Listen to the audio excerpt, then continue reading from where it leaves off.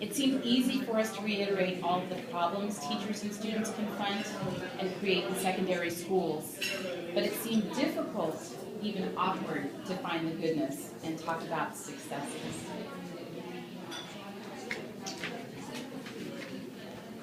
I'm sorry everything's not a little closer to follow. Here's where we're going. Okay, good. Here's where we're going. We're on the overview, Marty. We're going to take a look at the purpose of the study. I'm going to cover a little bit of the literature that I had in my study. Take a look at the methodology and research questions, and then get to a little bit about the community schools themselves, and then talk about the key findings, then recommendations and suggestions. Now, the purpose of the study was to describe the history, practices, and characteristics of community schools administered by group homes in the San Joaquin Valley, which is where I lived, and participated in the education system there. I'm going to give you just a short overview of the legislation involving the population of the study. Initially, there was very limited legislation related to the education of foster children when I started. You see there in 1991 on the far left-hand side, Governor Brown had initiated Healthy Start Supportive Services. That was Legislative Bill 620. And that bill was interesting because it provided a lot of funding to enhance student learning outcomes. It was very generic, but it was a great start, and it proved to be quite efficient over the years. 12 years later, the McKinney-Vento Act was very promising because it ensured immediate school enrollment to homeless children and to some foster children in sort of minimal temporary placements. And that was sort of a technical issue, sort of a technical glitch with McKinley-Vento. The next two areas, Assembly Bill 1858 and Senate Bill 1108, were enacted to just improve the quality of schools that were serving the group home population. Some general legislature behind that.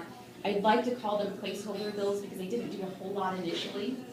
But what was really significant was the next bill in 2004, towards the end of 2004. Assembly Bill 490 was really significant because it provided immediate access to public schools for all children in foster care. And this took off from McKinley-Vento, which had a limited scope with just homeless children. But AB 490 was very significant for foster children and their education. Then 7 years later, 2011, the Healthy Start Community Schools Act was another great legislative piece that provided optimal learning environments for students and families. Lots of great funding coming through the pipes for that. And really it took the legislation full cycle from 91 to 2011. It really showed that those programs were successful, they were self-sufficient, and it was sort of reenacted, and that funding has continued with a few changes. But all of this legislation helped ensure that foster children in care would have access to a solid educational foundation.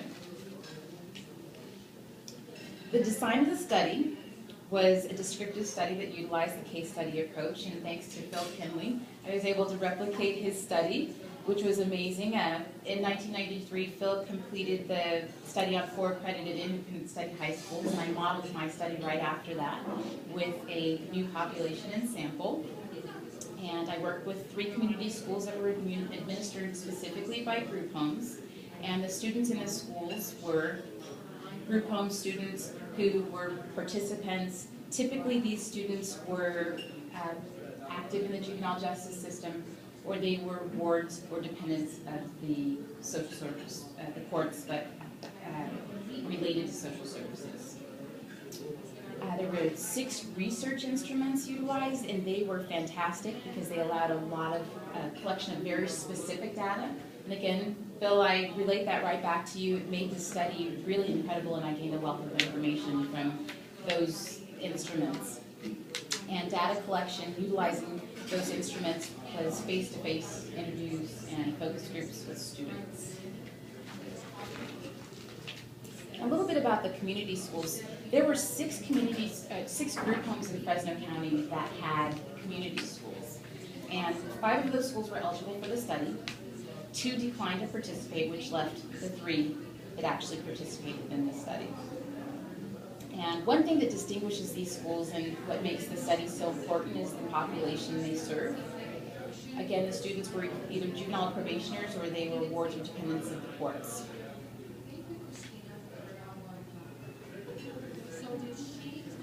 The research questions were very straightforward, and I gained a wealth of information from the instrument design, as I mentioned. The questions were, why were these schools created in the first place? What set them apart from traditional schools? And how effective were they?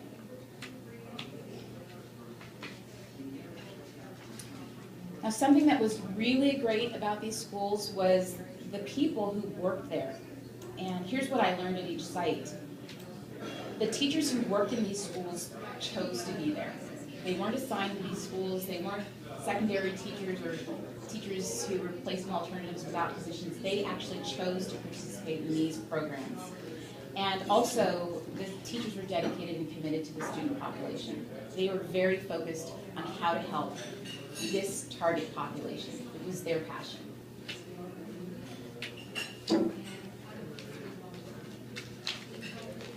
Now, clearly one of the best features of the schools were the teachers and staff. They were incredible. But what I also learned is that teachers had tremendous support. Each teacher had a teacher's aide and, of course, group home staff in the classroom every day. So there were lots of adults with few children, with children. And of great importance was the fact that also the school gave the students opportunity to gain credits, extra credits, and catch up with their schoolwork, which was something that they didn't always think would be attainable. So it gave the students a lot of inspiration and incentive to participate constructively in these programs. Now, despite the success, there were also improvements that needed to be made or could be made.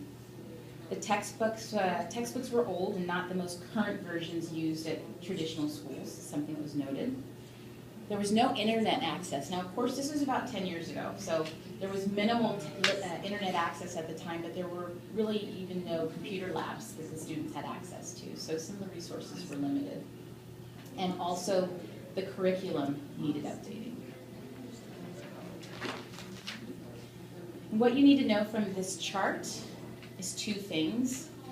The 2 primary constants that teachers and students agreed were critical to the success of the schools were the self-contained classrooms and individualized attention. There were other variables as well, but the self-contained classroom and individualized attention were key to the success of the schools as related by the students and teachers. I've already mentioned a number of the key findings, but what I also discovered were some other critical findings. There was strong administrative support from the Fresno County Office of Education. The teachers and staff could contact the administrators there. They were very involved in the program, and there was always someone that they could connect to.